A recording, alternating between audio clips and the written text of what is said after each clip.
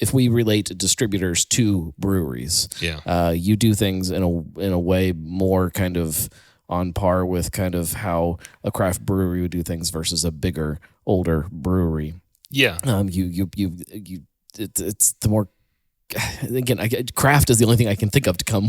Well, I mean, there's a lot of analogies between the way, locally, we have much more in common with craft breweries because we opened up only 4 years ago.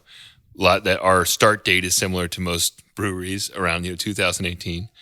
Our size basically is we're bigger than what our distribution reach than most breweries, but as far as like our business size, because we don't have a tap room or anything like that, we end up usually being the size of like a decent local craft brewery. And then just basically mindset. Yeah, think of the soul of it too, like the idea, just that feeling behind the business versus other ones is very different. And I know that there are plenty of people that go with a bigger distributor for lots of different reasons. It's all valid reasons, but when it's one thing to walk in and have somebody kind of wine you and dine you and kind of do this whole other game that is part of the distributor game sometimes, versus walking in and somebody like, man, I freaking love your beer.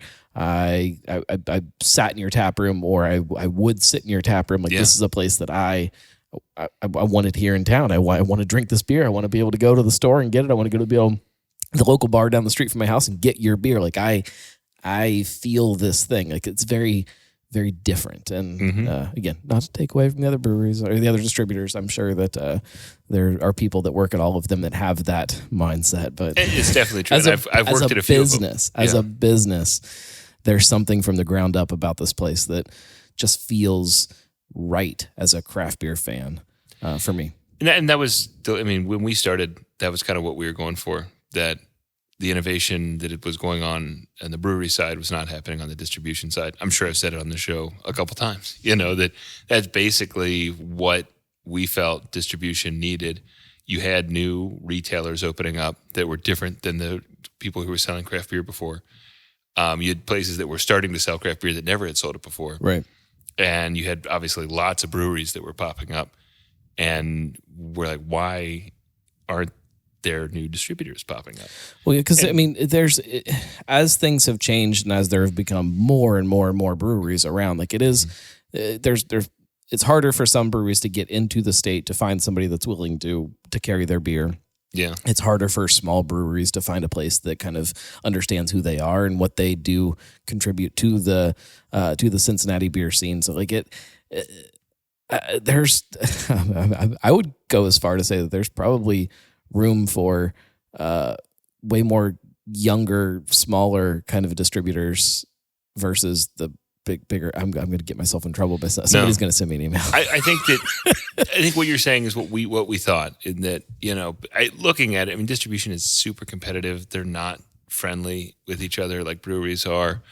Not to say we're completely nasty to each other. Right. I see another guy who I see people I've worked with all the time, and we like to be friendly. But it's not I don't go to Heidelberg down the street and say like, hey, can I get hey, can you print some posters off for me? Right? We don't share ingredients the way breweries do. We don't all. And especially because especially with us being as new as we are, it's taken people a little bit of time to kind of realize that we're the real deal, and we actually